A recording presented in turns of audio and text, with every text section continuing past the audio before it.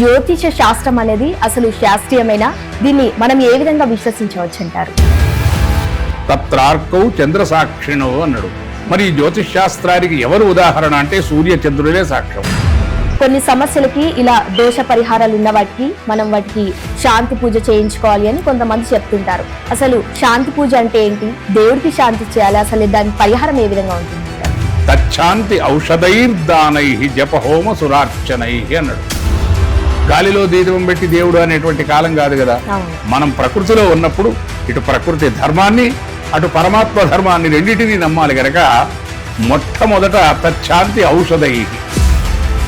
ఏ దేవాలయానికి వెళ్ళినా సరే దేవుని దర్శనం నుంచి మొదలు పెడితే ప్రసాదం ప్రతి దానికి టికెట్ పెడుతున్నారు. అసలు ఈ ధర్మమే అనుకోవచ్చు అంటారు. మొట్టమొదట ఒక బోర్డు కనిపిస్తుంది, దేవాదాయ ధర్మాదాయం. అంటే దేవాలయానికి ఆదాయం, ధర్మము పేరు మీద ఆదాయం, అంతే. చాలా మంది మహాకుంభమేళకు వెళ్లి పుణ్య స్నానాలు ఆచరించి వచ్చారు. అయితే 144 సంవత్సరాల తర్వాత వచ్చిన ఈ కుంభమేళలో స్నానం ఆచరిస్తే పుణ్య ఫలితం లభిస్తుంది అని అంటారు. మరి త్రివేణి సంగమంలో మామూలు సమయంలో పుణ్య స్నానాలు ఆచరిస్తే మహాకుంభమేళలో ఆచరించిన స్నానానికి ఉన్న ఫలితం ఈ మామూలుగా చేస్తే ఆ ఫలితం దక్కదంటారా? అంటే కుంభమేళాలో స్నానము ఘటించని వాళ్ళు రేపు వెళ్ళొచ్చు, ఇవా రోజు వెళ్ళొచ్చు, ఎల్లుండి వెళ్ళొచ్చు. కనుక ఎప్పుడు పోయినా కూడా త్రివేణి సంగమ పవిత్ర భూమి కనుక ఇటువంటి త్రివేణి సంగమ పవిత్ర భూమి అయినటువంటిది మన భారతావరే పవిత్రం, మన భూమి పవిత్రం, గాలి పవిత్రం, నీరు పవిత్రం, ఇవన్నీ పవిత్రమైనవే, పంచభూతాలు పవిత్రమైనవే. నమస్కారం, వెల్కమ్ టు వై. ప్రముఖ ప్రావీణ్యులు సంగీతం, ధార్మికం, సాహిత్యం ఇలా ఎన్నో రంగాల్లో అనుభవజ్ఞులైనటువంటి ప్రముఖ పండితులు శ్రీ ఉమాపతి రామేశ్వర శర్మ గారు ఇవాళ మన వైతో ఉన్నారు. వారిని అడిగి ఎన్నో ప్రశ్నలకు సమాధానాలు తెలుసుకుందాం. నమస్కారం గురుగారు. గురుగారు చెప్పండి, జ్యోతిష శాస్త్రం అనేది అసలు శాస్త్రీయమైన దీన్ని మనం ఏ విధంగా విశ్వసించవచ్చు అంటారు?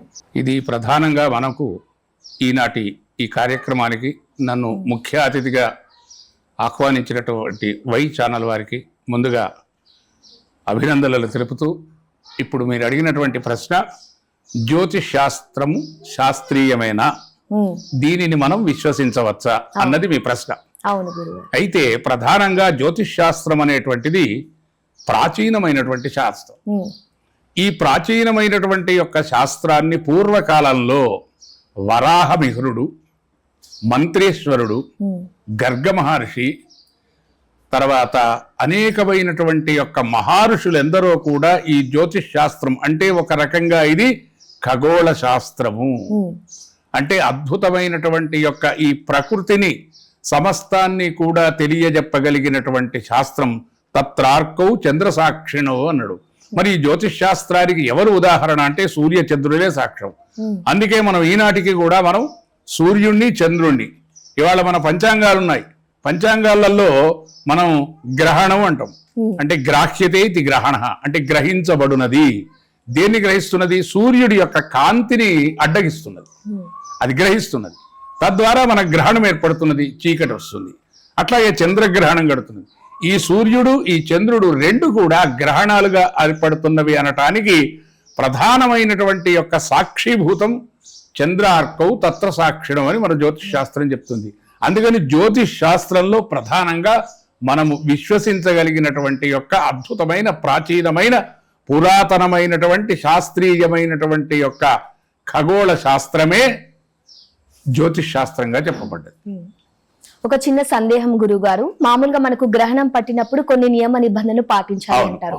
మామూలుగా గర్భంతో ఉన్న వాళ్ళు కొన్ని కట్ చేయకూడదు, ఇలా అవి నిజంగా అప్పుడు వాళ్ళ పనులు చేసినప్పుడు గ్రహణం వచ్చినప్పుడు వాటి ప్రభావం నిజంగా ఉంటుంది అప్పుడు ఆ సమయంలో? అయితే అమ్మ, ప్రకృతిలో అతినీలలోహిత కిరణాలు అని ఒక ప్రత్యేకంగా మన సైన్స్ చెప్తుంది. కానీ మన జ్యోతిష్ శాస్త్రం ఏం చెప్తుందంటే ప్రపంచాన్నంతటినీ కూడా ప్రచోదనం చేయగలిగిన వాడు, అంటే ఉద్దీపన చేయగలిగిన వాడు, జాగృతం చేయగలిగినటువంటి వాడు, అంటే ప్రపంచాన్ని జాగృతం చేయగలిగిన వాడు సూర్యభగవానుడు. ప్రపంచానికి చల్లదనాన్ని ఇవ్వగలిగిన వాడు, ఆనందాన్ని ఇవ్వగలిగిన వాడు, సుఖాన్ని ఇవ్వగలిగిన వాడు, సౌభాగ్యాన్ని ఇవ్వగలిగిన వాడు చంద్రుడు. ఈ రెండు గ్రహాలు కూడా సమస్తమైనటువంటి యొక్క విశ్వానికి ప్రధానమైనటువంటివి. ప్రకృతిని ఆనందపరిచేటివి. అయితే ఉదాహరణకు మన ఇంట్లో ఒక యజమాని ఉన్నాడు. ఆ యజమానికి కించిత్ అనారోగ్యం కలిగింది. అనారోగ్యం కలిగినప్పుడు ఆయన సర్జరీకి తీసుకుపోయిండు, ఐసీయూలో ఉన్నాడు. అటువంటి సందర్భంలో బంధువులైనటువంటి వాళ్ళు, మిత్రులైనటువంటి వాళ్ళు, ఆత్మీయులైనటువంటి వాళ్ళు, కుటుంబం అయినటువంటి వాళ్ళు బ్రహ్మాండంగా భోజనాలు గీజనాలు చేసి రారు కదా. ఆవేదన, తపన, బాధ, మనవాడు అనేటువంటి యొక్క బాధతో అక్కడ ఏ విధమైనటువంటి ఆహార విహారాదులను చేయక కేవలం మన ఆత్మీయుణ్ణి చూడాలి, సందర్శించాలి అనేటువంటి యొక్క సర్జరీ సక్సెస్ అనగానే అప్పుడు మనం మళ్ళీ వచ్చి ఆనందపడతాం. అట్లాగే మన పూర్వకాలంలో కూడా పెద్దలైనటువంటి వాళ్ళు ఇదొక సాంప్రదాయంగా, ఒక సదాచారంగా మన అన్నిటికీ కూడా వెలుగునివ్వగలిగినటువంటి యొక్క సూర్య భగవానుడు గ్రహణ సమయంలో ఉన్నది గనక, అంటే గ్రహణం అంటేనే అతడి యొక్క కాంతి విహీనం అయిపోవడం, అంటే మనం జ్వరం రావడం అంటాం కనుక అతని కాంతి విహీనమైనప్పుడు, బలహీనత్వం చెందినప్పుడు ప్రకృతినంతా ఆనందపరచగలిగినటువంటి యొక్క మేలు కొలిపేవాడు ఇవాళ కాంతి విహీనంగా ఉన్నాడు కనుక ఈ సందర్భంలో మనము ఏ విధమైనటువంటి యొక్క ప్రాకృతికమైన ప్రాపంచికమైనటువంటి యొక్క దైహికమైన సుఖాలను, భోగాలను, విలాసాలను కూడా ఆనందింపజేయకుండా మనం కేవలం ఉపవాస దీక్షతో మళ్ళీ గ్రహణ పోయేంత మట్టుకు, అంటే ఆ గ్రహణం విడిచేంత మట్టుకు కూడా ఉండటము. అయితే ఇంకొకటి ఏమిటంటే ప్రధానంగా గర్భవతులు. ఎందుకంటే గర్భవతులకు ఎప్పుడైనా సూర్యకాంతి లోపల పిండం పైన పడాలి, అట్లాగే చంద్రకాంతి పడాలి. ఆత్మచింత ప్రభావం, అంటే ఆత్మ జ్ఞానాన్ని ఇవ్వగలిగిన వాడు సూర్య భగవానుడు, మనోబలాన్ని ఇవ్వగలిగిన వాడు చంద్రుడు. మనశ్చింతాచ చంద్రమా. కనుక ఈ మనస్సు ఆత్మ రెండు కూడా ప్రధానమైనవి గనక లోపట ఉన్నటువంటి యొక్క గర్భస్థ శిశువు మానసికమైనటువంటి యొక్క బలహీనతలు లేకుండా, ఏ విధమైనటువంటి అనారోగ్యములు కలగకుండా ఉండాలంటే గర్భవతులు రక్షణ కోసమై లోపట భద్రంగా ఉండటం మన వాళ్ళు. ఎందుకంటే ఆ కిరణాలు అంటే మామూలుగా ఆరోగ్య కిరణాలు కాకుండా అవి ఆ గ్రహణం వల్ల వచ్చేటువంటి యొక్క ఆ కిరణాల వల్ల లోపల ఉన్నటువంటి యొక్క గర్భస్థ శిశువు ఆరోగ్యంగా ఉండటానికి మన పెద్దలు చెప్పినటువంటి ఒక సాంప్రదాయం, ఒక సదాచారం, ఒక నియమం, ఒక నిబంధన, ఒక ఆరోగ్య సూత్రం, ఒక ధర్మ సూక్ష్మం. ఇది గ్రహణం. ఈ నేపథ్యంలోనే ఒక చిన్న సందర్భంగా మనం ఒకటి మాట్లాడుకోవాల్సింది ఏంటంటే, చాలా మంది గ్రహణ సమయంలో గరిక పోస అనేది వాడుతుంటారు. అసలు ఏంటి సంబంధం, ఏంటి గరికకు గ్రహణానికి ఉన్న సంబంధం ఏంటి అనుకోవచ్చు? అయితే మనకు గరిక అంటేనే దర్భ అంటాం. దర్భను సంస్కృతంలో దర్భ, మామూలుగా గరిక, దూర్వ అని కూడా చెప్తాం. అయితే ఈ గరిక అనేటువంటిది ఏమిటంటే, మనము ఏదైనా పదార్థాల మీద అది వేసినప్పుడు అట్టి ఆ కిరణ ప్రసారం వాటి మీద కాకుండా ఇది ఆచ్ఛాదనం, అంటే చాలా బాగా కప్పాలి. కానీ పూర్వకాలంలో మంచిగా దర్భలు మంచిగా పరిచేవాళ్ళు. ఆ పరవటం వల్ల ఏంటంటే ఇప్పుడు ఏదైనా ఇప్పుడు ఒక వెలుగుకు మనం కాంతికి అడ్డం పెడితే చెయ్యి చీకటైపోతుంది. అట్లాగే ఆ దర్భ అనేటువంటిది అక్కడ పెట్టడం ద్వారా ఆ కిరణాలు అందులో ప్రసరించకుండా అవి రక్షితమైతే. ఎందుకంటే కుశమూలే స్థితో బ్రహ్మ, కుశమధ్యే జనార్దన, కుశాగ్రే శంకరం వింజాత్. అంటే త్రిమూర్త్యాత్మక స్వరూపమైనటువంటిది అది యొక్క దర్భ కనుక అది పవిత్రమైనటువంటిది కనుక అటువంటి యొక్క పవిత్రమైనటువంటి యొక్క వస్తువు ఉండటం ద్వారా అక్కడ ఆ వస్తువు అపవిత్రం కాకుండా ఉంటుందని మన పెద్దలు నిర్ణయించిండ్రు. దర్భ కనుక దర్భలు దొరకని వారికి ఏమిటి గరక అని ఈ విధంగా దర్భనైనా గరకనైనా ఆచ్ఛాదనగా పెట్టడం ద్వారా ఆ పదార్థాలు, అంటే మనం ఇప్పుడు అప్పుడప్పుడు కూడా ఆ బ్యాక్టీరియా సోకుతుందంటుంది, అటువంటిది ఏది సోకకుండా రక్షణ కోసం మన వాళ్ళు పెద్దినటువంటి యొక్క సాంప్రదాయం. అందుకని మనం దర్భలు కానీ గరికలు కానీ ఆ విధమైనటువంటి యొక్క పవిత్రమైనటువంటి మనం వాడుకునే పదార్థాల మీద పెట్టి మళ్ళీ తదుపరి మళ్ళీ దాన్ని ఉపయోగించుకోవటం అనేది వస్తున్నటువంటి యొక్క ఒక అద్భుతమైన ధర్మ సూక్ష్మం, ఆరోగ్య సూత్రం. ఓకే గురుగారు, ఇంకొకటి, ఈ మధ్య సోషల్ మీడియాలో మనం కొన్ని చూస్తున్నాం. కొన్ని సమస్యలకి ఇలా దోష పరిహారాలు ఉన్న వాటికి శాంతి పూజ చేయించుకోవాలి అని కొంతమంది చెప్తుంటారు. అసలు శాంతి పూజ అంటే ఏంటి?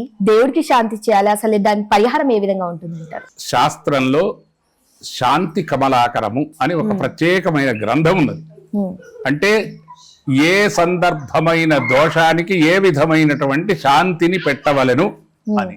కనుక అట్లా ఆయా సందర్భాలలో కొన్ని సందర్భాలలో జరిగినప్పుడు తప్పనిసరిగా శాంతి అంటేనేమిటమ్మా? శాంతింపజేయుట. ఇప్పుడు నవగ్రహాలు ఉన్నాయి, మన గ్రహచారం అంటే గ్రహము యొక్క చారం, గ్రహములను నడవటం, దాన్ని గోచారం అంటాం, దాన్ని గ్రహచారం అంటాం. ఆ గ్రహాలు మనకు పాజిటివ్ కాకుండా నెగిటివ్ ఫలాలు ఇస్తున్నటువంటి యొక్క ఆ సందర్భంలో మనం ఏం చేస్తామంటే దాన్నే గ్రహచారం బాగోలేదు అంటాం. కనుక ఒక్కొక్క స్థానానికి ఒక్కొక్క గ్రహచారంగా చెప్పబడ్డది.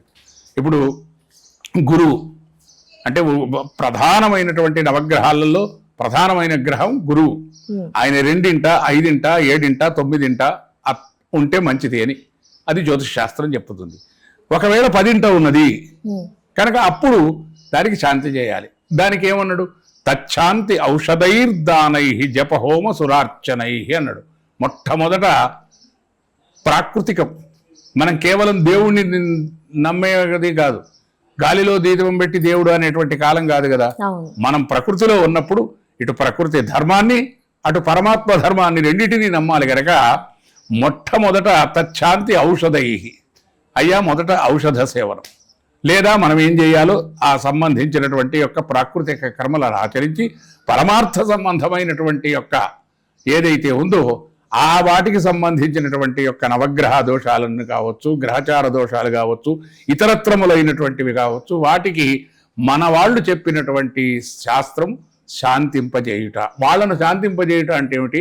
జపం చేయటం, ఆ తర్పణం చేయటం, ఆ తర్వాత హోమం చేయటం, తర్వాత తత్సంబంధమైనటువంటి ఈ యథాశక్తి వీళ్లకున్నటువంటి యొక్క సంబంధం వల్ల, ఉదాహరణకు బృహస్పతికి శనిగలు ఇవ్వమంటాం, శనికి నువ్వులు ఇవ్వమంటాం, సూర్యుడికి గోధుమలు ఇవ్వమంటాం, ఇట్లా నవధాన్యాలు అంటాం కదా.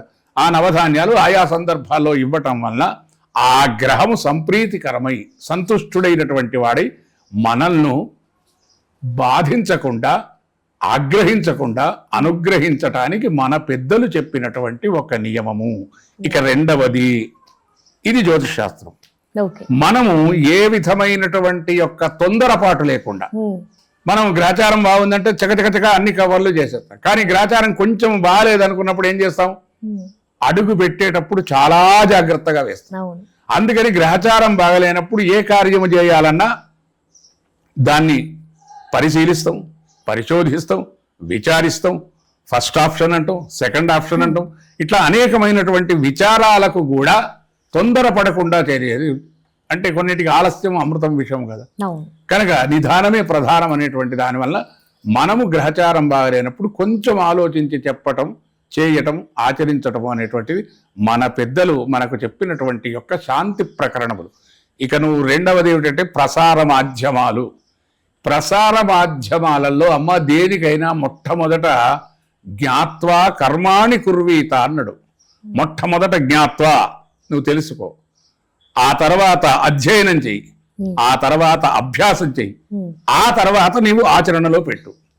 కనుక అధ్యయనం లేకుండా, అభ్యాసం లేకుండా కేవలం మిడిమిడి జ్ఞానంతో ఈ సందర్భంలో తెలిసిందేదో చెప్పడం వలన తద్వారా అంటే ఇవాళ ఏమైపోతుందంటే జ్యోతిష్ శాస్త్రములో ప్రతివాడు జ్యోతిష్కుడే, ప్రతివాడు వాస్తు పండితుడైండు, ప్రతివాడు వైద్యుడైండు.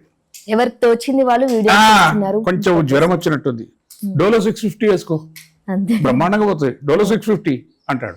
అట్లాగే అరే ఈశాన్యంలో దేవుడి లేదా ఇది, అట్లాగే వాస్తు ప్రకారంగా ఏదన్నా చేస్తే గ్రహచారం, అరే మంచి హనుమాన్లకు ప్రదక్షిణాలు చేయి, బ్రహ్మాండంగా ఉంటుంది. ఇట్లా అనేక రకాలైనటువంటి యొక్క స్థితులు మన వాళ్ళు కల్పిస్తున్నారు. అంటే ఇవాళ జ్యోతిష్ శాస్త్రం ఏమైపోయింది?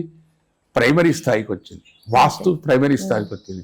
తర్వాత ఇవాళ ఎప్పుడైతే ఈ గూగుల్, యూట్యూబ్ వచ్చిందో అందులో చూసే మందులు రావటం, అందులో చూసే నిర్మాణాలు చేయడం, అందులో చూసి. అంటే పూర్వకాలంలో అట్లా లేదు. ఎప్పుడైనా వేదాధ్యయనం చేయాలి, ప్రతిదాన్ని పరిశోధించాలి. ఇప్పుడు ఒక 5 సంవత్సరాలు వాళ్ళు వైద్య వృత్తిని చేస్తున్నారు.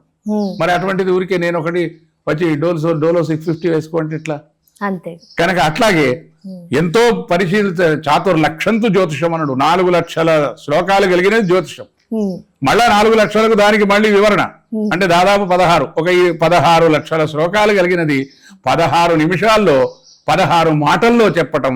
అది శాస్త్రీయమా అశాస్త్రీయమా అయినటువంటి వాళ్ళు విజ్ఞులే ఆలోచించాలి. అంతే. కనుక దాన్ని పరిశోధించి పరిశీలించిన తర్వాతనే ఏ వస్తువైనా మనం చెప్పాలి. కానీ యథావిధిగా ఏదో నాకు తెలుసు అన్నటువంటి వాటిది కాకుండా చాలా పరిశీలనాత్మకంగా, ఎందుకంటే వేదం కానీ జ్యోతిషం కానీ అది సంగీతం కావచ్చు, సాహిత్యం కావచ్చు, కళ కావచ్చు, నృత్యం కావచ్చు, లలితం కావచ్చు, వాద్యం కావచ్చు, మాట కావచ్చు, ప్రతిదీ కూడా అనుభవపూర్వకమైనటువంటి దాన్ని మాత్రమే ఆచరించాలి. కానీ తెలియనటువంటి విషయాలను మాత్రం మనం దాన్ని ఆచరించకూడదు అనేది మన పెద్దలు చెప్పినటువంటి నిర్ణయం. ఓకే గురుగారు, చాలా చక్కగా చెప్పారు. గురుగారు, ఇంకొకటి, మనం వివాహం చేసే సమయంలో మామూలుగా జ్యోతిష శాస్త్రం ప్రకారం జ్యోతిషులు చూసే వివాహం జరిపిస్తారు. కానీ కొన్ని సంవత్సరాల తర్వాత కొన్ని జంటలు విడిపోవాల్సి వస్తుంది. ఇది మనం ఏ రకంగా చూడొచ్చు? అంటే శాస్త్రీయ లోపం అనుకోవచ్చా, లేదా అది వ్యక్తుల లోపం అనుకోవచ్చా? అమ్మా, శాస్త్రం ఎప్పుడు తప్పు చెప్పదు. అందుకే మన పెద్దలు ఏం చెప్పిండంటే, ప్రధానంగా వివాహం చేసేటప్పుడు పుంసాం అర్కబలం ముఖ్యం, స్త్రీణాం ముఖ్య గురోర్బలం, ఉభయోశ్చంద్రబలం ముఖ్యం. మొట్టమొదట గురుబలం చూడమన్నాడు, తర్వాత సూర్యబలం చూడమన్నాడు, తర్వాత తారాచంద్రబలం. అందుకే తదే బలగ్నం సుదినం తదేవ తారాబలం చంద్రబలం తదేవ. కనుక తారాబలం చంద్రబలం చూస్తాం.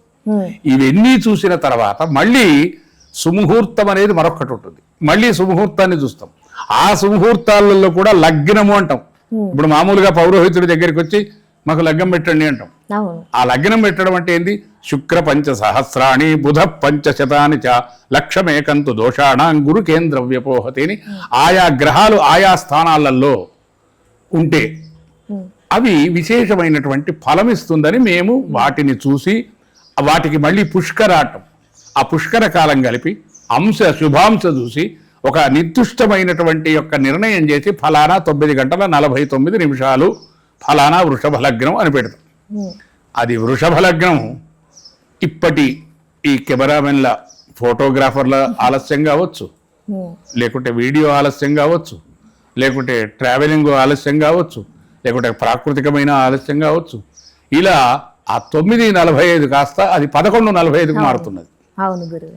అప్పుడు మాలాంటి వాళ్ళం, నాయన మరి సమయం అయిపోతుంది అంటే అప్పుడు వాళ్ళే మాకు చెప్తుంటారు, అయ్యగారు దేవుడు నిర్ణయించిన సమయానికి అవుతుంది అని ఇటువంటి యొక్క వాక్యం చెప్తుంటారు. కానీ ప్రధానంగా మనకు ఇక్కడ ఏమిటంటే సమయానికి, అంటే శుభలగ్నంలో, శుభ నక్షత్రంలో, శుభముహూర్తంలో, శుభతిథి అందు చేస్తే అలాగే అన్నీ శుభంగానే ఉంటాయి. అయితే మనకు కూడా ఇప్పుడు వైద్య శాస్త్రం ఉందమ్మా, చాలా గొప్ప శాస్త్రం. అద్భుతమైనటువంటి కార్పొరేట్ హాస్పిటల్ ఉన్నాయి, గవర్నమెంట్ హాస్పిటల్ ఉన్నాయి. కానీ మనం తీసుకుపోతున్నాం ఐసీయూలో నుండి మళ్ళీ చకచక నడుచుకుంటూ వచ్చిన వాళ్ళు ఎవరైనా ఉన్నారా? అంబులెన్సులనే వస్తున్నారు కదా. అంటే మరి అది వైద్య శాస్త్ర లోపం కాదు కదా. అంతే.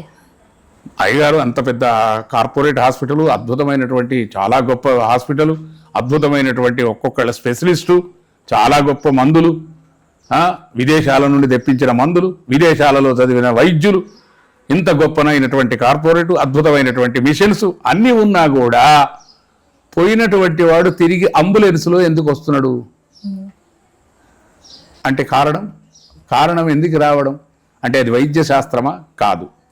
ఇక్కడ శరీరానికి సంబంధించిన శక్తి కొన్ని సందర్భాలలో ఆక్సిజన్ కూడా పీల్చుకొని శక్తి ఆ ప్రాణికి ఉంటుంది. అట్లాగే వీళ్ళ జాతక ప్రకారంగా కూడా మేమెన్ని ముహూర్తాలు చూసినా, వైద్యులు ఎన్ని మందులు ఇచ్చినా, ఆ పేషెంట్ ఏ రకంగానైతే అది వాడికి డైజెస్ట్ కాదో, జీర్ణం కాదో, అదేవిధంగా మేమెన్ని ముహూర్తాలు పెట్టినా కొన్ని సందర్భాలలో వాళ్ళ పురాకృత సంబంధమైనటువంటి యొక్క ఆ జాతక దోషాల వల్ల, గ్రహ దోషాల వల్ల 100కి 90 బాగుంటవి, 65 అట్లా పోతుంటాయి. అది భగవత్ నిర్ణయం. కనుక వివాహము, జననము, మరణము ఇవన్నీ కూడా భగవత్ నిర్ణయాలే కానీ మానవ నిర్ణయాలు కాదు. కనుక అటువంటి కార్యక్రమాలను నిర్వహించేటప్పుడు మాత్రం మొట్టమొదట మనం భగవంతుణ్ణి ధ్యానిస్తాం, స్మరిస్తాం. ఆ తర్వాత సమయాన్ని స్మరిస్తాం. కనుక ఈ ప్రకృతి అంతా కూడా భగవత్ నిర్ణయం గనక ప్రతిదీ భగవంతుడి యొక్క అనుగ్రహమే. కానీ ఎవ్వరము ఏది ఇలా జరగాలని ఊహించం. ఆ జరిగించేవాడు, జరిపించేవాడు అంతా కూడా ఆ భగవంతుడి. అందుకే దీనికి అంటాడు, ఎవ్వని చేజనించు జగమెవ్వని లోపల ఉండు లీనమై ఎవ్వని అందుడిందు పరమేశ్వరుడెవ్వడు మూల కారణం వెవ్వడు అనాది మధ్యలయుడెవ్వడు సర్వమున్ తాను అయిన వాడెవ్వడు వానినే ఆత్మభవున్ శరణంబు వేడేదన్ అంటాడు గజేంద్ర మోక్షంలో. కనుక ఎప్పుడు ఎవ్వరున్నా కూడా మనం నమ్మదగినటువంటి వాడు ప్రధానంగా భగవంతుడు. భగవంతుడు అనేటువంటిది ఏమిటంటే అది శక్తి, అంటే పవర్. ఇవాళ ఇక్కడ ఉన్నటువంటి ఈ లైటులో వెలిగేటువంటి యొక్క కాంతి వస్తున్నదంటే దాని వెనక ఒక కాంతి. అట్లాగే దాన్ని మనం భగవత్ శక్తి అన్నాం. ఆ భగవత్ శక్తి మనందరినీ కాపాడుతున్నది, కాపాడబడుతుంది, కాపాడగలదు అనేది మన శాస్త్రం చెప్పినటువంటి యొక్క నిర్ణయం అమ్మ. గురువు గారు, ఇంకొకటి జ్యోతిష శాస్త్ర ప్రకారం కొన్ని మొక్కులు ఉంటాయి, ముడుపులు కట్టుకుంటారు. ఇవన్నీ నిజంగా ప్రభావితం చూపిస్తాయంటారా మనుషుల సమస్యల పైన? అమ్మ, మొక్కులు అనేటువంటిది మనిషి ఇవాళ మనం ఉదాహరణకు అంటే మీరేమో మనో అన్యథా కాదు, నా వివాహము గనక జరిగితే, మా అమ్మాయి వివాహం, నా బిడ్డ వివాహం జరిగితే వెంకటేశ్వర స్వామి నీ దగ్గరికి వస్తా, లేకుంటే నీ దర్శనం చేస్తా అంటే ఆయన మ్యారేజ్ బ్యూరో కాదు. అట్లాగే ఇక నేను గనక ఇల్లు కట్టుకుంటే అంటే ఆయన ఆర్కిటెక్ట్ ఇంజనీర్ కాదు, మేస్త్రి కాదు. కనుక మన విశ్వాసం కోసం మనకు ఒక అంతర్గతమైనటువంటి యొక్క మనకు నమ్మకం కుదరడం కోసం మనం ఆ భగవంతుణ్ణి నమ్ముకుంటున్నాం అనుకుంటున్నాం. కానీ మళ్ళీ నిర్వహణ కార్యక్రమం అంత నిర్వహించేది మనమే. అంటే దీనివల్ల విశ్వాసము శాస్త్రీయమా అశాస్త్రీయమా అనేది మనకే తెలుస్తుంది. కనుక భగవంతుడి దగ్గరగా ఆయనే మనం ఏం చేయగలం? మనం ఏదైనా ప్రయాణం అంటే వెంటనే బంద్ అన్నాడు అనుకో, అసలు బస్సే నడవదు, ట్రైను నడవదు, విమానాలు బంద్ అవుతాయి. అందుకే అంటాడు ఘంటసాల గారు, నీ కొండకు నీవే రప్పించుకో, ఆపద మొక్కులు మాచే ఇప్పించుకో. అతని కొండకు రప్పించుకోవాలన్నా ఆయన అనుగ్రహం ఉండాలి. కనుక మనకు ఏ కార్యం, అది పెళ్లి కావాలన్నా, ఇల్లు కావాలన్నా, సంతానం కావాలన్నా దాని వెనుక భగవద్ అనుగ్రహం ఉండాలి. కానీ భగవంతుణ్ణి మనం కట్టడి చేయడం అనేది లేదు. నాకు పెళ్ళి అయితే, లేకుంటే ఇల్లు అయితే, లేకుంటే పిల్లలు జనిస్తే అనేటువంటి యొక్క నియమం మాత్రం భగవంతుణ్ణి భగవంతుడికి మనము బంధీయం కావాలి, కానీ భగవంతుణ్ణి మనం బంధించే అటువంటి అధికారం లేదు. భగవంతుడు అంటేనే సర్వశక్తివంతుడు. కనుక అతడి ఆ సర్వశక్తివంతుడి అనుగ్రహం కోసం చూడాలి. కానీ ఆయన్ను మనం ఇవన్నీ మన మొక్కలు ఎందుకంటే విశ్వాసం, ఒక నమ్మకం. ఎందుకంటే మనిషికి చాలా చూస్తున్నాం, పెళ్లి కుదరటం లేదు, పెళ్లి కావటం లేదు. అప్పుడు వీడికి విశ్వాసం ఎప్పుడు కలుగుతుంది? ఓ వెంకటేశ్వర స్వామికి నమస్కారం చేసిన ఖచ్చితంగా నాకు ఈ ఉగాది వెళ్ళగానే అవుతుంది అనే ఒక మానసిక ధైర్యం కలుగుతుంది. ఇంకా కార్యక్రమాన్ని చక్కగా కృషి చేయగలుగుతాడు. అట్లాగే ఇల్లు ఎన్నిసార్లు చేసినా ఏది రావడం లేదు, కలిసి రావడం లేదు. కానీ మనం ఆ స్వామికి దండం పెట్టినాం, వెంకటేశ్వర స్వామికి దండం పెట్టినాం, తిరుపతికి వస్తామని, కనుక తప్పకుండా ఇల్లు కడతాం అనేటువంటి యొక్క మానసికమైనటువంటి ఆత్మశక్తిని పెంపొందించుకోవటానికి మాత్రమే మొక్కులు. కానీ మొక్కుల వల్లనే ఫలవైతుందని కాదు. మొక్కు అనేటువంటిది మనకు చిక్కులు రాకుండా ఉండటానికి మనకొక గొప్పనైనటువంటి నిక్కమైనటువంటి యొక్క సత్యమైన వాక్యం ఏమిటంటే భగవంతుడే అనేదే మన అంతరార్థం. ఓకే గురుగారు, మామూలుగా ఇప్పుడు దేవుళ్ళ పేరు మీద ఉత్సవాదులు ఘనంగా నిడారభరంగా చేస్తూ ఉంటారు. అవి నిజంగా కరెక్టే అనుకోవచ్చా? మీరు ఏ విధంగా చెప్తారు దాన్ని? అమ్మా, దేవుడు ఎప్పుడు కూడా ఏది అడగడు. భగవంతుడికి ఇది కావాలి అని లేదు. తర్వాత ఈ పూజలు ఈ కాలాలు ఇంతున్నప్పుడు ఈ ప్రారంభించినప్పుడు, ఇప్పుడు నవరాత్రులు ఉన్నాయనుకోండి, ఈ నవరాత్ర ప్రారంభాలు జరిగినప్పుడు ఈ డీజే సౌండ్లు లేవు, ఈ ఫోటోలు లేవు, ఈ వీడియోలు లేవు, ఈ చప్పుళ్ళు లేవు, ఈ నృత్యాలు లేవు. భగవంతుడికి కావలసింది ఏమిటి అంటే మన వాళ్ళు చెప్పిండు, శ్రవణం కీర్తనం విష్ణు స్మరణం పాదసేవనం అర్చనం వందనం దాస్యం సఖ్యమాత్మ నివేదనం. మొట్టమొదటి శ్రవణ భక్తి, వినదగడం. ఆ తర్వాత ప్రధానమైనటువంటి ఏమిటి అంటే శ్రవణం కీర్తనం, భగవంతుణ్ణి కీర్తించడం. పూర్వకాలంలో భజించేవాళ్ళు, హరికథలు ఇచ్చేవాళ్ళు, బుర్రకథలు చెప్పేవాళ్ళు, చక్కటి ప్రవచనాలు చెప్పేవాళ్ళు, పురాణాలు చెప్పేవారు. అలా ధార్మికమైనటువంటి యొక్క మనస్సు ఏకాగ్రత కలగటం కోసం చేసేటువంటి యొక్క పది. అట్లాగే ఊరేగింపులు కూడా ఎట్లా జరిగేవాడంటే చక్కగా భజన చేసుకుంటూ పోయేవాడు.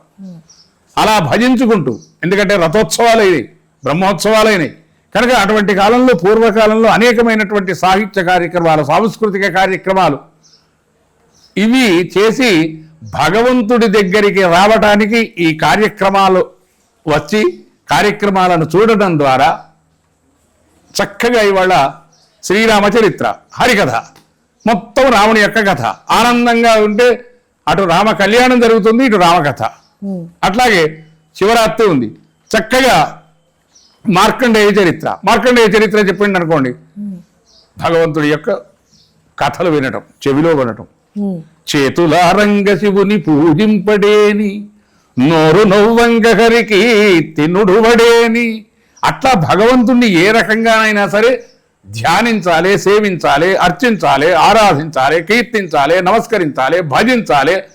నిరంతరం భగవంతుడికే అంకిత భావనలో ఉండాలి అని తెలపటానికి మన పెద్దలు చెప్పారు. కనీసం అలాంటి సమయం లేకున్నా కనీసం నవరాత్రోత్సవాలలోనైనా, బ్రహ్మోత్సవాలలోనైనా, శరన్నవరాత్రోత్సవాలలోనైనా కనీసం ఒక పండుగ నాడో, ఒక పబ్బం నాడో, లేదా శివరాత్రి నాడో కనీసం ఈ సందర్భంలోనైనా భగవంతుణ్ణి కీర్తించమని, ధ్యానించమని, సేవించమని, కీర్తించమని, నమస్కరించమని మన పెద్దలు చెప్పినటువంటి ఒక సదాచారం, ఒక సాంప్రదాయం, ఒక క్రమశిక్షణ, ఒక ఆరోగ్య సూత్రం, ఒక ధర్మ సూక్ష్మం. ఇప్పుడు శివరాత్రి ఉందమ్మా, నేను ఉపవాసం కనుక ఉపవాసం ఎందుకు?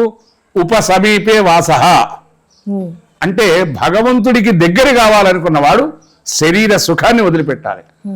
అంతరార్థం. గురువు గారు, మనం ప్రస్తుతం ఏ దేవాలయానికి వెళ్ళినా సరే దేవుని దర్శనం నుంచి మొదలు పెడితే ప్రసాదం, ప్రతి దానికి టికెట్ పెడుతున్నారు. అసలు ఈ ధర్మమే అనుకోవచ్చు అంటారా? అయితే మీరు మొట్టమొదట ఒక బోర్డు కనిపిస్తుంది, దేవాదాయ ధర్మాదాయం. అసలు దాన్ని లెక్క ప్రకారంగా దేవదాయము అనాలి. కానీ ఈ రాయటంలో ఏమైందంటే దేవాదాయం అంటే వాళ్ళు సరిగ్గానే రాస్తున్నారని నేను అనుకుంటున్నా. అంటే దేవాలయానికి ఆదాయం, అంతే, ధర్మము పేరు మీద ఆదాయం, అంతే. దేవాదాయము ధర్మాదాయ శాఖ అంటే దేవాలయాల మీద ఆదాయం, ధర్మము మీద ఆదాయం. కానీ భగవంతుడు ఎప్పుడు కూడా ఇక్కడ ఆయన చెప్తాడు, కోటికి పడగెత్తిన ధనవంతుడు నీ గుడి ముంగిట సామాన్యుడు, కూటి కోసం శ్రమపడే నిర్భాగ్యుడు, నీ కృపకెప్పుడు సమపాత్రుడు. ఇక్కడ ధనవంతుడు, బీదవాడు, అధికారి, అనధికారి ఎవ్వరూ లేరు. భగవంతుడికి అందరికీ సర్వసమానమే. కానీ ఎప్పుడైతే భగవంతుడి దగ్గరికి మనిషి ప్రవేశించిండో, భగవంతుడే ఉంటే ఏం లేదు. ఇప్పుడు భగవంతుడు శివరాత్రి నాడు ఎవరు వచ్చినా దండం పెడితే ఆశీర్వదిస్తాడు, అనుగ్రహిస్తాడు, అభిషేకించవచ్చు. కానీ అభిషేకానికి టిక్కెట్, కొబ్బరికాయకు టిక్కెట్టు, హారతికి టిక్కెట్టు, దర్శనానికి టిక్కెట్టు, ఇవన్నీ టిక్కెట్లు అయ్యే వరకల్లా చివరికి మనిషి ఇక్కట్లో అయిపోతున్నాయి. అంటే టిక్కెట్ దొరకక చూస్తున్నాం కదమ్మా తిరుపతిలో ఆ తొక్కిసలాటలు. కనుక ఇవన్నీ ఏమవుతున్నవి? కనుక ప్రతిదీ మనల్ని మనం నియంత్రించుకోవాలి. కనుక భగవంతుడు ఏదీ లేదు. ఆయన నాకు కొబ్బరికాయ కొడితే టిక్కెట్ అడుగుతాడా? లేకుంటే నన్ను అభిషేకం చేస్తే టిక్కెట్ అడుగుతాడా? అయితే వీళ్ళేం చెప్తారు, దేవాదాయ నిర్వహణ కోసము అంటారు. కనుక అది దేవాదాయ నిర్వహణమో, అది దేవాలయ ఆదాయ నిర్వహణమో అది మనకేం తెలియదు. కనుక అవి మళ్ళీ నిర్వహించేవాడు భగవంతుడే. కనుక అన్నిటికీ భగవత్ నిర్ణయమే, భగవంతుడే జడ్జిమెంట్. మనం కొన్ని కేవలం చూసేవాళ్ళమే. అదేమ్మా. గురువు గారు, మామూలుగా ఉపవాసాలు, మౌనవ్రతాలు చేస్తూ ఉంటాం, వాటి వల్ల ఫలితం ఏమైనా ఉంటుందంటారా? అమ్మా, సైలెన్స్ ఈజ్ గ్రేట్ ప్రాపర్టీ అన్నాడు. అంటే మౌనము ఒక అతీంద్రియమైనటువంటి ఆత్మజ్ఞాన శక్తిని పెంపొందిస్తుంది. అందుకే పూర్వకాలంలో ఎక్కువగా మాట్లాడొద్దు, తక్కువగా మాట్లాడు, ఎక్కువగా పనిచేయని మన పెద్దల యొక్క వాక్యం, అంటే ఆ వాళ్ళ నానుడి. కనుక పూర్వకాలంలో ఏ కార్యం చేసినా, అందుకే స్నానే దానే జపే హోబే అంటే స్నానం చేసేటప్పుడు, దానం చేసేటప్పుడు, జపం చేసుకునేటప్పుడు, ఇతరత్రమైనటువంటి కార్యక్రమాలలో మనం మౌనము పాటించమని చెప్పిండు. కానీ మామూలుగా బాత్రూంలోకి పోయినప్పుడే ప్రతివాడు చక్కటి సంగీత పాఠాలు పెడుతుంటారు. కానీ స్నానే దానం చేసేటప్పుడు కూడా అంతే. ఇప్పుడు ఇక దానం చేసేటప్పుడు ఆ దానం చేసినటువంటి ఫోటోలు కూడా పెట్టుకుంటున్నాం. కనుక ఇవన్నీ కూడా రహస్యంగా చేయమని. అంటే ఎప్పుడు కూడా గుప్త దానం అన్నాడు. గుప్త అంటేనే రహస్యం. అందుకని రహస్యంగా దానం చేయాలి. కానీ ఎదుటివాడికి ప్రకటించటం కాదు. కేవలం ఒక చిన్న కార్యక్రమం చేసి దానికి ఒక పెద్ద 500 రూపాయల ఫ్లెక్సీ వేస్తాడు. చిన్నగా ఏముండదు అక్కడ. ఈనాటి అన్నప్రసాదం ఇచ్చేది 50 మందికి, ఫ్లెక్సీ ఉండేది 5,000 మంది చూసేటట్టు ఉంటుంది. ఇది జరుగుతున్నటువంటి వ్యవస్థ. కనుక మొదట నీవు దైవము దగ్గరికి కావాలన్నా, కీర్తి కావాలన్నా, కనుక దైవము దగ్గర మనం ప్రకటించుకోవాల్సిన అవసరం లేదు. ఎందుకంటే అమ్మ ఈ అనంత సృష్టి ఆయనదే. ఒక అద్భుతమైనటువంటి అతీంద్రియ ఆత్మజ్ఞాన శక్తిని పెంపొందించేది. అందుకే వివేకానందుల వారు అంటాడు, silence is the great property. కనుక అటువంటి గొప్ప సంపద మౌనం. కనుక మౌనం వలన అనేకమైనటువంటి శుభ ఫలాలు ఉన్నవి. అందుకే మన వాళ్ళు పూర్వకాలంలో ఏదో ఒక 7 వారాలలో ఒక వారం మౌనం, 24 గంటల్లో 1 గంట మౌనం, ఇలా ఈ విధంగా మౌనాన్ని, అది కూడా ఒక వ్రతంగా, అందుకే దాని పేరు మౌన వ్రతం అన్నాడు. అందుకే పూర్వకాలంలో మునిర్మౌని అన్నాడు. ముని అంటేనే మౌనంగా ఉండేవారు. కనుక అలా మౌనం కూడా ఒక గొప్ప ఉపవాసం కావచ్చు, మౌనం కావచ్చు, వ్రతం కావచ్చు, ప్రతిదీ కూడా భగవంతుణ్ణి ధ్యానించటం కోసం, భగవంతుణ్ణి దర్శించటం కోసం. అంటే ఈ జ్ఞానచక్షువులతో దర్శించటం, కర్మచక్షువులతో ఇక్కడ మాత్రమే ఈ వస్తువులే కనిపిస్తాయి. కానీ అందుకే అంటాం అంతర్ముఖ సమారాధ్య బహిర్ముఖ సుదుర్లభ. అంతర్ముఖమైనటువంటి సమారాధన ద్వారా భగవంతుణ్ణి దర్శించటం కోసం చేసేటువంటి యొక్క సాధనలలోని కొన్ని ప్రధాన మార్గాలే ఉపవాసం, మౌనం, వ్రతం, జపం. ఇది గురుగారు, మనం రీసెంట్గా చూసుకున్నాం, చాలా మంది మహాకుంభమేళకు వెళ్ళి పుణ్య స్నానాలు ఆచరించి వచ్చారు. అయితే 144 సంవత్సరాల తర్వాత వచ్చిన ఈ కుంభమేళలో స్నానం ఆచరిస్తే పుణ్య ఫలితం లభిస్తుంది అని అంటారు. మరి త్రివేణి సంగమంలో మామూలు సమయంలో పుణ్య స్నానాలు ఆచరిస్తే మహాకుంభమేళలో ఆచరించిన స్నానానికి ఉన్న ఫలితం ఈ మామూలుగా చేస్తే ఆ ఫలితం దక్కదంటారా? అమ్మా, నదీ నదములు, పవిత్ర నదములు, గంగేతి ఏ భ్రూయాత్ యోజనానాం శతైరపి ముచ్యతే సర్వపాప విష్ణులోకం సగచ్చది. పవిత్రమైనటువంటి యొక్క గంగా, యమున, అందుకే గంగే చ యమునే చైవే, గోదావరి, సరస్వతి, నర్మదా, సింధు, కావేరి, ఇవన్నీ కూడా పవిత్రమైనటువంటి యొక్క నదులు. కనుక ఆ నదులలో ఎప్పుడు స్నానం చేసినా కూడా మనకు మంచిదే. కానీ కొన్ని సందర్భాలలో ఇది పుష్కర కాలం అంటున్నాం. అంటే ఆ పుష్కర కాలం అనేటువంటిది 12 సంవత్సరాలకు ఒకసారి వచ్చేది, గురువు మారినప్పుడు వచ్చేది పుష్కర కాలం. అలా 12 × 12 అంటే 144. అంటే ఇది రావడం అనేది చాలా గొప్ప సుదినంగా భావిస్తారు. అందుకని అనేకమైనటువంటి యొక్క జనలంతా కూడా అక్కడికి రావడం, ఆ రకంగా చేయడం. అంటే అది లభించని వాళ్ళు, అంటే కుంభమేళాలో స్నానము ఘటించని వాళ్ళు రేపు వెళ్ళొచ్చు, ఇవా రోజు వెళ్ళొచ్చు, ఎల్లుండి వెళ్ళొచ్చు. కనుక ఎప్పుడు పోయినా కూడా త్రివేణి సంగమ పవిత్ర భూమి. కనుక ఇటువంటి త్రివేణి సంగమ పవిత్ర భూమి అయినటువంటిది మన భారతావరే పవిత్రం, మన భూమి పవిత్రం, గాలి పవిత్రం, నీరు పవిత్రం, ఇవన్నీ పవిత్రమైనవే, పంచభూతాలు పవిత్రమైనవే.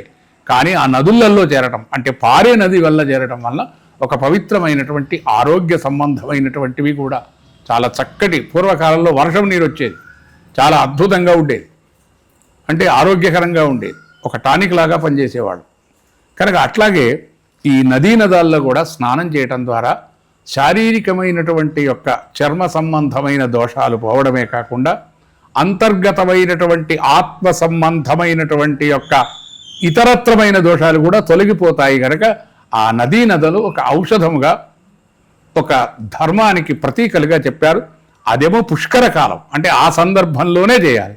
ఇప్పుడు మామూలుగా ఉందమ్మా శ్రీరామనవమి, శ్రీరామనవమి నోడే కళ్యాణం చేయొచ్చు, మరొకనాడు చేయొచ్చా అని మీరు అడిగింది అనుకో, నిత్యోత్సవ పక్షోత్సవ మాసోత్సవ సంవత్సరోత్సవ, ఎప్పుడైనా కళ్యాణం చేయొచ్చు, ఎన్నడైనా చేయొచ్చు, ఎక్కడైనా చేయొచ్చు.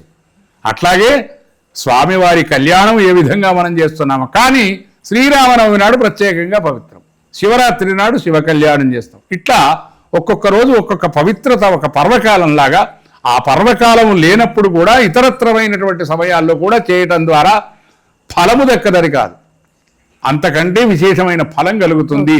కనుక ఎప్పుడు స్నానం చేసినా, నదీ నదాలలో ఎక్కడ చేసినా అది పవిత్రమే, మనల్ని పవిత్రం చేస్తుంది. అపవిత్ర పవిత్రోవా సర్వావస్థాంగతోపివా యశ్వరే పొండరీకాక్షం సభాఖ్యాభ్యంతర శుచి. అటువంటి శుచీభూతమైనటువంటి పవిత్రమైనటువంటి నదీ నదులలో స్నానం చేయడం ఇవాళ చేసినా, కుంభమేళాల్లో చేసినా, రేపు చేసినా కూడా పుణ్యమే. ఇతరత్రమైనటువంటి మరొక తక్కువ ఫలం వస్తుంది అనేటువంటి యొక్క భ్రమ మాత్రం అక్కర్లేదమ్మా. ఇంకొకటి గురుగారు, మనం ఇప్పుడు గత కొద్ది రోజుల నుంచి చూస్తున్నాం సోషల్ మీడియాలో, ఎక్కడ చూసినా సరే నేను సనాతన ధర్మాన్ని కాపాడడానికి వచ్చిన అఘోరిని అంటూ హల్చల్ చేయటం జరుగుతుంది. అసలు నిజంగా అఘోరి అంటే ఏంటి, అసలు దాని గురించి కాస్త వివరించండి గురుగారు. అమ్మా, ఈ అఘోరాలు అంటే ప్రాపంచికమైనటువంటి యొక్క సాంసారిక బంధముల నుండి, ప్రాకృతిక బంధముల నుండి కేవలం పరమాత్మయందు మాత్రమే ధ్యానము, మనస్సు లగ్నం చేయగలిగిన వాళ్ళు. తర్వాత ఈ అఘోరాలు, అఖాడాలు ఇవన్నీ కొన్ని నియమనిష్టలు. అందుకే భగవంతుడు వాళ్ళంతా కూడా శివస్వరూపులుగా చెప్తారు. అఘోరేభ్యోతఘోరేభ్యో ఘోర ఘోరతరేభ్య అని అటువంటి యొక్క మంత్రం ఉంది ఈశ్వరుడికి. కనుక అఘోరం అంటేనే ఏ విధమైనటువంటి పవిత్రమైనది. కనుక అటువంటి వాళ్ళు ఏం చేయాలంటే పూర్వకాలంలో హిమాలయాలలో ఎక్కడో ఏ కాశీ, గయా, ప్రయాగ పవిత్ర క్షేత్రాలలో వాళ్ళు ఏ మానవ సంబంధం కాకుండా వారికి వారుగా కూర్చుండి జపము, తపస్సు, అనుష్ఠానము ఏదో ఒక రకమైనటువంటి భగవత్ శక్తిని సంపాదించుకునేవారే. కానీ ఈ మధ్యకాలంలో ఈ మిగతా వాళ్ళంతా రావడం, అనవసరమైనటువంటి గొడవలు చేయడం ఇలా జరుగుతుందంటే దీని వెనకాల ఇది వాళ్ళకు సంబంధించినటువంటి జ్ఞానానికి సంబంధించిందే. కానీ అఘోరాలు మాత్రం ఎప్పుడు ఇటువంటి యొక్క ఇతరత్రమైనటువంటి కార్యాలలో వాళ్ళు పాల్గొనరు అనేది వాళ్లకు ఉన్నటువంటి యొక్క సిద్ధాంతం. కనుక ఆ సిద్ధాంతాన్ని వాళ్ళు ప్రతిపాదించాలి, వాళ్ళు ఆచరించాలి. కానీ వాళ్ళు ఆచరించలేదని మనం వాళ్ళను విమర్శించడంగా, ఆచరించలేదు అన్నది మాత్రమే మనం గుర్తించాలి. అన్నప్పుడు వాళ్ళు అఘోరానా కాదా అన్నది సమాజమే చెప్పుతుంది, మనం చెప్పవలసిన అవసరం లేదు. ఇంకొకటి గురువు గారు, ఈ అఘోరికి సంబంధించిన విషయంలో ఒక చిన్న సందేహం ఏంటి అంటే, కొన్ని సందర్భాల్లో అఘోరి చెప్పడం జరిగింది, నేను మనిషి మాంసం తీసుకొని తింటే 6 నెలల వరకు మళ్ళీ ఏ ఆహారం ముట్టను అని చెప్పడం జరిగింది. అది ఎంతవరకు వాస్తవం అనుకోవచ్చు?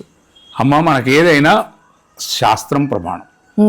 శాస్త్ర ప్రమాణం లేకుండా ఎవరో ఏదో చేసినటువంటి వాటికి మనం దానికి సమాధానం ఇవ్వగలిగినటువంటిది శాస్త్రమే. కనుక శాస్త్రంలో ఇటువంటివి లేదు. కొందరు అమ్మ ఇప్పుడు తపస్సు చేసి, జపాలు చేసి, అనుష్ఠానాలు చేసినా కూడా దేవతలు రారు. కానీ ఒక్కొక్కళ్ళకు మా మీదికి దేవుడు వస్తాడు అంటారు. మరి జపాలు చేసిండ్రు, అనుష్ఠానాలు చేసిండ్రు, తపస్సులు చేసిండ్రు, వేల కొలది బ్రహ్మాండమైనటువంటి 1000 సంవత్సరాలు తపస్సు చేసిండ్రు, మరి వారికి దర్శనమే లేదు. మరి అటువంటి దర్శనమే ఇవ్వనటువంటి దేవతలు మరి వీళ్ళ పైకి రావడము అనేటువంటిది అది ఏ విధమైనటువంటి యొక్క శాస్త్రీయమో ధర్మమో అది ఎవరికి వాళ్ళు విమర్శించుకోవాలి, విజ్ఞానంతో ఆలోచించాలి. కానీ దాన్ని ఎందుకంటే మేము ఈ విధంగా చెప్పడం ద్వారా వాళ్ళ మనస్సుకు బాధ కాదా? ఎందుకంటే మరి వాళ్ళు ఏ విధంగా ఊహిస్తున్నారో వాళ్ళ ఆలోచన విధానం ఏమిటో. కానీ ఎప్పుడూ ఎక్కడా దేవతలు నిర్వికార స్వరూపులు. కనుక నిర్వికార స్వరూపమైనటువంటి ఆ దైవం అంటేనే దివ్యత్వం కలిగిన అణిమ, గరిమ, లఘిమ, ప్రాప్తి, ప్రాకామ్య, వశిత్వ, ఈశిత్వ, స్థూల, సూక్ష్మ, కారణ శరీర శక్తి కలిగింది మనం దైవత్వం అంటున్నాం. అలాగే మనకెవరైనా చిన్న సహాయం చేసినా సరే బా ఆయన ఎంత మంచివాడా దేవుడు అంటాం. దేవుడు అంటే ఏమిటి? త్యాగానికి, ధర్మానికి ప్రతీక. కనుక అటువంటి దైవత్వము మరొకరి దగ్గరికి రావడం అంటూ ఉండదు. అందరినీ అనుగ్రహించేవాడు, అందరినీ కాపాడేవాడే. కానీ అది వారి వారి మనస్తత్వానికి సంబంధించింది అంతేకాని దానికి మన శాస్త్రంలో మాత్రం ఎటువంటి ఆధారాలు మాత్రం లేవు. ఇది చెప్పగలను. అంటే ఎవరిని కించపరచాలని కాదు, నిజంగా అసలు దేవత శక్తి స్వరూపాన్ని మనిషిని ఆవహించడం అనేది అది వాస్తవం కాదంటారా? అసలు ఏంటి దానిపైన చాలా మందికి సందేహాలు ఉన్నాయి. సందేహం అంటే ఒకటే అమ్మా, దేవతలను మనిషి దివ్యత్వం కలిగిన వాడే దైవం. ఒక ఆత్మ మీద మరొక ఆత్మ ప్రవేశించే అవకాశం లేదు. మరి అటువంటి సందర్భాలలో ఆ దివ్యాత్మ ఈ ఆత్మ మీద ప్రవేశించడం అనేటువంటిది అది శాస్త్రీయమైనటువంటిది, ధర్మబద్ధమైనటువంటిది అంటే కాదు. కేవలం వాళ్ళు ఆరోపించుకోవడం. అప్పుడప్పుడు అనుకుంటామే నేను చాలా గొప్ప పండితుడిని అనుకుంటాం, కానీ నేను పండితుడినే కాదా అని సమాజం చెప్పాలి. అంతే. నేను చాలా గొప్పవాడిని అనుకోవడం, నన్ను నేను గొప్పగా చెప్పుకోవడం కాదు. ఎప్పుడైతే నిన్ను సమాజము గుర్తిస్తుందో అప్పుడు నువ్వు గొప్పవాడి. కనుక ఎవరికి వాళ్ళు ఆ బోర్డులు పెట్టుకుంటారు చూడండి, అలా బోర్డులు పెట్టుకోవడం వేషభాషల వల్ల, ఆ ప్రచారాల వల్ల ఇది ఎప్పుడూ కాదు. నిత్యము సత్యమైనటువంటిది జ్ఞానమే. కనుక ఆ జ్ఞానాన్ని ఎప్పుడైనా ఎవరైనా సమాజం గుర్తిస్తుంది, అజ్ఞానిని ఎప్పుడైనా సమాజం గుర్తిస్తుంది. జ్ఞానిని గుర్తించగలదు, అజ్ఞానిని గుర్తించగలదు. అందుకే సమాజమే ఒక పెద్ద నిర్ణేత, అంటే ఒక జడ్జిమెంట్ ఇచ్చేది సమాజమే. ఫలానా వారు చాలా గొప్పవాడండి, ఫలానా వారు అబ్బాబ్బా అని సమాజమే చెప్పుతుంది. అందుకే తను మెచ్చ తినాలే, నలుగురు మెచ్చ నడవాలి అన్నాడు. అంతే. నువ్వు తినేటప్పుడు నీ ఇష్టం, నువ్వు ఎట్లా తింటావో తిను, ఆనందంగా నీకు ఏది రుచికరమైతే అది. కానీ నడిచేటప్పుడు మాత్రం సమాజంలో ఎవరు వేలెత్తి చూపకుండా నడవటం అనేటువంటిది ఆ శాస్త్రం చెప్పిందే. మన నియమాలు, నిబంధనలు, నియంత్రణలు, దాన్నే మనం ఒక నియమం అన్నాం. దాన్నే మనం ఆ ధర్మాన్ని తప్పిన వాడిని న్యాయస్థానం చెప్తున్నది, న్యాయవాదులు ఉంటారు. కనుక మనం ధర్మబద్ధంగా నడవటమే శాస్త్రీయమని మన శాస్త్రం చెప్తుందమ్మా. ఇది మన ధర్మశాస్త్రంలో ఉన్న గొప్ప ఆధ్యాత్మిక సూత్రము, ఆరోగ్య సూత్రము, ధర్మ సూక్ష్మము కూడా. గురువు గారు, నేను ఈ ప్రోగ్రామ్ స్టార్ట్ చేసేటప్పటి చూశాను, చాలా సార్లు మీరు ఘంటసాలని పలకరిస్తూ ఉన్నారు. అసలు ఘంటసాల గారికి మీకున్న సంబంధం ఏంటి? మీరు ఎప్పుడైనా కలిసారా ఘంటసాల గారిని? అమ్మా, అంత మహనీయుడిని కలిసే అవకాశము లేదు. కేవలం ఆ మహనీయుడు ఎప్పుడూ మా హృదయంలో చిరస్థాయిగా ఉంటుంది. కారణం ఏంటంటే ఘంటసాల అనగానే ఒక అద్భుతమైనటువంటి యొక్క మనస్సు రోమాలన్నీ నిక్కపరుస్తాయి. అతడు నాకు ఒక గురుతుల్యుడు. కనుక ఏదైనా చేయాలి అనుకున్నప్పుడు మార్గదర్శకంగా కొందరిని తీసుకుంటాం.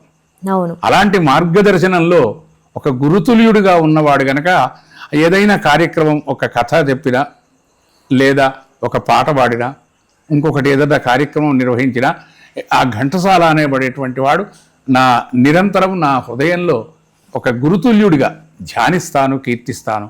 కనుక ప్రతిదానికి ఆయన పాడిన అనేకమైనటువంటి కొన్ని వేల పాటల్లో నాకు అప్పటి పాటల్లో ఉండేటువంటి యొక్క గొప్పతనం వలన నేను అనుకుంటాం. అందుకే ఒక్కొక్కసారి మనకు ఆ భగవంతుడి యొక్క అనుగ్రహం కావాలంటే మనం ఆ స్వామికి కీర్తించవలసిందే. అందుకే కొన్ని సందర్భాల్లో అంటాడుతూ మనం అనుకున్నవి కాదు.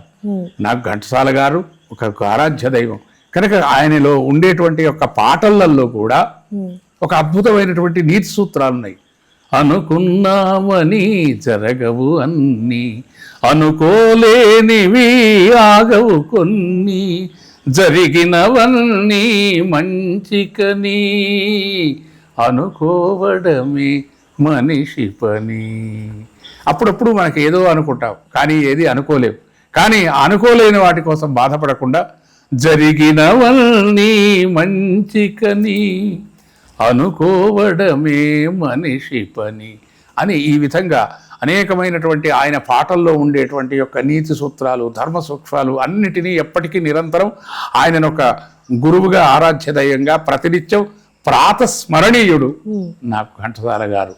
అందుకని ఘంటసాల నా వంటసాల, అంటే నా ఒంటిలో ఉన్నవాడు అనేది నాకు నిశ్చయం అమ్మ. అందుకని గురుగారు చెప్పండి, ఘంటసాల గారి పాటలో మీకు ఇష్టమైన పాట లేదమ్మా. ఘంటసాల గారి పాటలు అసలు ఘంటసాల గారి పాటల్లో ఇష్టం అనేది లేదు, అన్నీ పరిపూర్ణమైనటువంటి ఇష్టాలు కలిగినవే. కనుక ఘంటసాలకు అనేటువంటిది లేదు.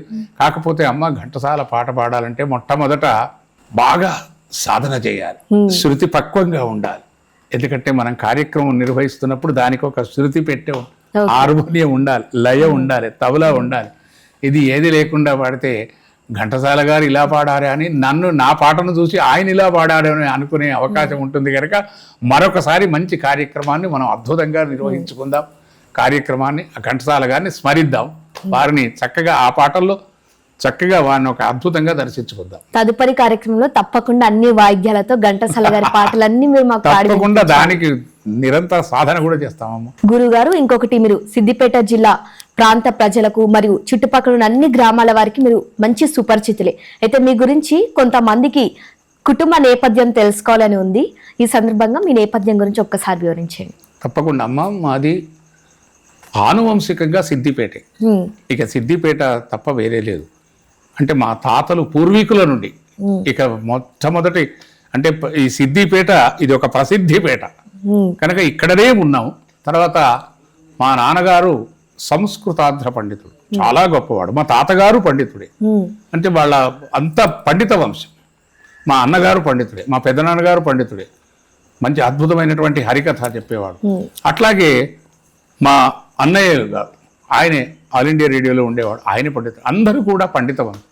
వాళ్ళ దగ్గర సత్సంగత్వే నిస్సంగత్వం, నిస్సంగత్వే నిర్మోహత్వం, నిర్మోహత్వే నిశ్చలతత్వం, నిశ్చలతత్వే జీవన్ముక్తి అని ఆ మహామహులు మహాపండితుల యొక్క సాహచర్యం వలన అది ఒక వెలుగుతున్నటువంటి ఒక 1000 బుగ్గ అయితే నేను చిన్న ఒక మామూలు మిరుగుడు చుక్కలాగా ఆ మహానుభావుల యొక్క అనుగ్రహం, ఆశీర్వాదం. తర్వాత నేను 1958 సంవత్సరంలో డిసెంబర్ మార్గశీర్ష మాసంలో జన్మించడం జరిగింది. ఇక మా అమ్మగారు రామరత్నమ్మ గారు, మా నాన్నగారు లక్ష్మీరాజ శాస్త్రి గారు. వారు అద్భుతమైనటువంటి సంస్కృత ఆంధ్ర పండితుడు. అనేకమైనటువంటి వారు భారత, భాగవత, రామాయణ, ఇతిహాస, చారిత్రక, ఉపనిషత్, బ్రహ్మసూత్ర, భాష్య, అంటే వారు అన్ని విషయాలలో వైదికం కనుక నేను ఇవాళ ఈ నేర్చుకున్నటువంటి యొక్క ప్రతి అంశము కూడా ఇక నాకు తల్లి, తండ్రి, గురువు, దైవం, ఇక నాయనగారు తప్ప మరొకటి లేదమ్మా. అంటే నేను ఏది నేర్చుకున్నా అక్కడి నుండి వచ్చిందే, అక్కడి నుండి అనుగ్రహించబడ్డది.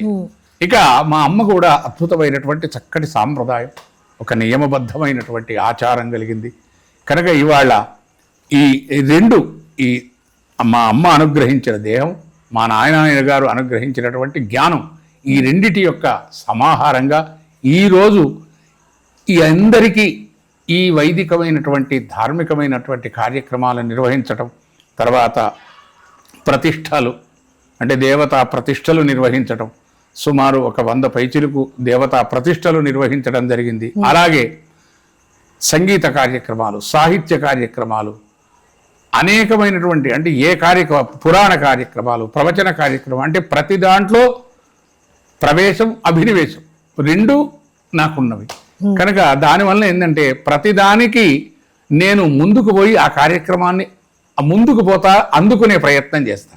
కానీ అందుకోవచ్చు, అందుకోలేకపోవచ్చు, కానీ ఇవన్నిటికీ వెనకాల పరిపూర్ణమైనటువంటి యొక్క మా తల్లిదండ్రుల యొక్క పరిపూర్ణ అనుగ్రహం. ఇక ఇంకొకటి ఏమిటంటే